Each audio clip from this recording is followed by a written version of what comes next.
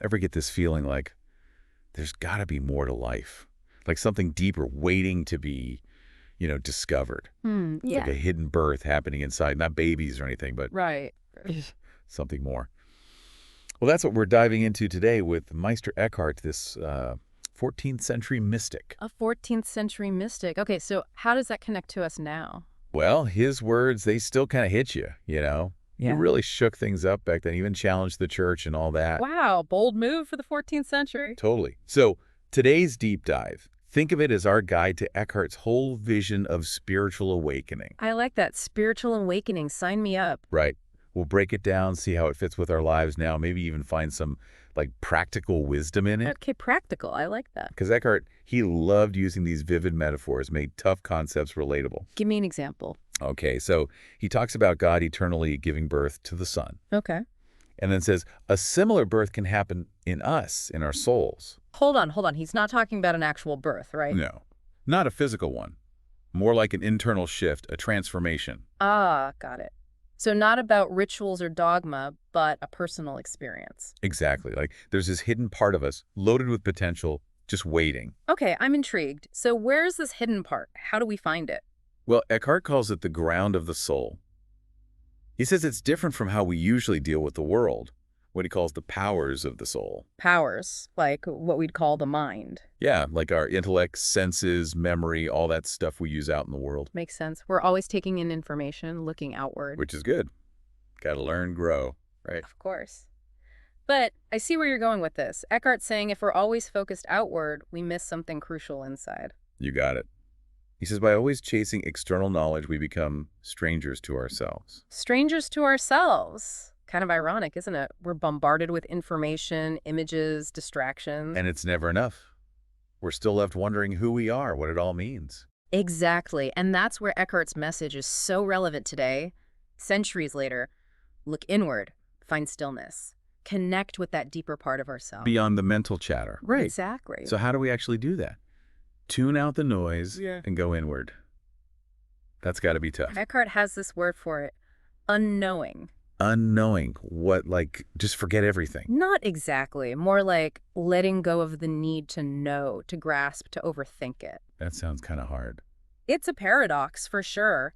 But think about it. Haven't you ever had to just let go of control and then something amazing happen? You're right. Like when you travel somewhere new and just wander, get a little lost. Yes. Or when you start a creative project with no plan, just see where it goes. Exactly. Those moments of openness, of surrender. Yeah. That's where the magic happens. Eckhart would say that's where the real insights, the real experiences come from. So to experience this birth, we need that beginner's mind. Curiosity, wonder, instead of trying to force everything. You got it.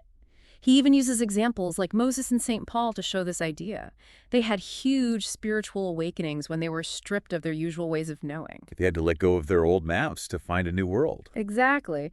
And Eckhart believed that this unknowing wasn't passive. It was a courageous pursuit. It takes courage to let go, to admit we don't have all the answers. Absolutely. And he'd say that willingness to embrace unknowing, to sit with uncertainty, that's a huge step toward this inner birth. It's where we create space for something new to emerge. It's a powerful idea. What if we could approach each day like that? But Eckhart doesn't stop there. He also talks about detachment. Ah, yes, detachment, a key part of the journey. And we're not just talking about cleaning out your closet, right? This is deeper. Oh, much deeper. This is about letting go of attachments to ideas, beliefs, relationships, even our sense of self. Whoa, that escalated quickly. Detachment sounds intense. It's radical. But we'll unpack exactly what Eckhart meant by detachment and how it helps create the conditions for this inner birth to happen right after this. So we were talking about detachment before. And honestly, when I hear that word, I don't usually think spiritual awakening, more like, did I forget to pay that bill? Right, not exactly the first thing that comes to mind, but Eckhart's pointing at something deeper here. Think about being so attached to something, a job, a relationship, the perfect vacation, that it just consumes you. You start thinking your happiness depends on it. Ugh, yeah, been there. So much energy spent clinging, worrying, hoping it'll work out. It's exhausting. Exactly. But what if, like Eckhart suggests, real freedom comes from letting go of that grip? Not ignoring our desires, just changing how we relate to them. Okay, so not about becoming, indifferent or emotionless. Mm. More like finding peace even when things go sideways. But how? How do you detach from stuff you care about? Eckhart would say it starts with noticing, seeing how these attachments, these deep-seated beliefs and wants really shape everything. Like, think how often we let fear of what others think control us. Oh, all the time. That voice saying, don't say that, people will judge you. Or don't even try, you'll just fail anyway. Exactly. Just noticing that voice without judgment starts to loosen its hold. So, not becoming a detachment expert overnight, but just those little check-ins like, is this attachment really helping me? You got it. And here's where it gets really cool. Eckhart said that by letting go of the temporary stuff, even our limited self-image, we open up to something way bigger. He uses this image of someone clutching a few coins, terrified to let go, while there's a treasure chest wide open right in front of them. Wow, that's quite the visual. So we're clinging to these small things needing to be right, fearing failure when there's something incredible within reach. Exactly. And that treasure he's talking about, that's our true nature, the divine spark inside. It's about connecting to a deeper purpose, a belonging that goes beyond our little worries and wants. So it's not about suppressing desires or ignoring the world, but changing our perspective, realizing that our true worth isn't tied to external things, but to something deeper inside. You said it perfectly. And Eckhart believed that this shift, this willingness to loosen our grip, is what allows for the birth of our true selves. Wow. Like we're clearing space for something new to emerge, something that was always there, just hidden under layers of, well, us getting in our own way. Exactly. This detachment thing, yeah, it might sound intimidating, but it's really about freedom. Freeing ourselves from the limits we put on ourselves, the fears holding us back. It makes you think how often we hold back out of fear of failing or what people will say. We end up living smaller lives than we could. It's true, but Eckhart's saying we can choose differently. Choose freedom over fear, authenticity over needing approval, and really step into who we are. So we've talked about unknowing and detachment as these crucial steps, but what about actually experiencing this birth, this union with the divine? What's that like, according to Eckhart? That's where his language gets really poetic, mystical even. Metaphors and imagery to describe something that's almost beyond words. But one thing's clear. He thinks it's an experience of total unity, blissful absorption, where the soul is touched by God's simple essence. Sounds pretty amazing. But also kind of hard to wrap our heads around. How does he describe it in a way that makes sense, even now?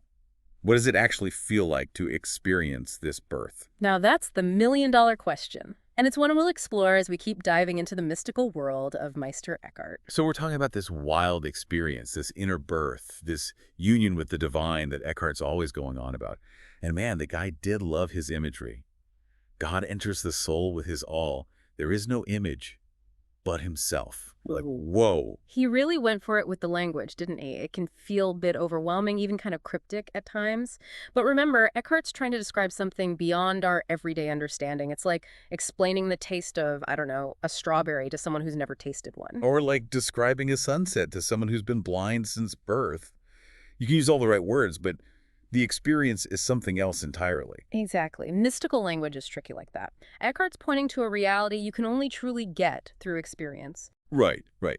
But even if we can't fully grasp it intellectually, he does give us some hints about what this experience might feel like, yeah. For sure. He talks about it as this state of total unity, pure bliss, where the soul is, in his words, touched by God's simple essence. Imagine like a drop of water falling into the ocean. It's not gone, but it becomes one with something so much bigger. That's a beautiful way to put it. And I think lots of people, no matter what they believe, have had these little glimpses of that moment of awe where you and the world, it all just kind of melts away for a second. Exactly. When you're totally present, lost in a song, looking at the stars, or deep in conversation with someone you love. Eckhart's talking about a way of being where those moments of unity aren't just glimpses, they become like the foundation of your experience. But here's what gets me. Even though he's talking about this union with the divine, Eckhart's clear that it doesn't erase you as an individual. You don't get absorbed into some cosmic blob and lose yourself completely. So important to remember that. He wasn't saying to wipe out the self. He actually thought this union, this birth, let you become more yourself, more truly who you are. So it's not about becoming someone else, but becoming more you. Right, like your own little flame becomes part of a huge fire, but it doesn't stop being a flame. It just burns brighter, fueled by that bigger source. Makes sense. And it makes this whole spiritual awakening thing feel less, I don't know, impossible, more appealing somehow. Totally. And that's why Eckhart still speaks to people today. He's saying this potential, this awakening, this union, it's not just for saints and mystics, it's for everyone, no matter who you are, where you come from. Like it's built into us. Exactly. Yeah. It might take work to dig it out, to reconnect with it, but Eckhart would say it's worth it. So as we wrap up our deep dive into Eckhart, I got to say, I'm feeling both inspired and a little daunted. This whole hidden birth thing, the potential for transformation, it's a lot. It is a journey, that's for sure. No set path, no easy answers. But by finding that stillness, getting comfortable with unknowing, loosening our grip on things, and staying curious, we open ourselves up to experiencing that birth for ourselves. And who knows what we'll find there. New parts of ourselves, hidden talents. Maybe, like Eckhart believed, the most incredible journey is the one inward. Thanks for joining us for this deep dive. We hope it's gotten you curious to explore these ideas more on your own. And hey, maybe it even planted a seed for your own inner birth, your own awakening to who you truly are.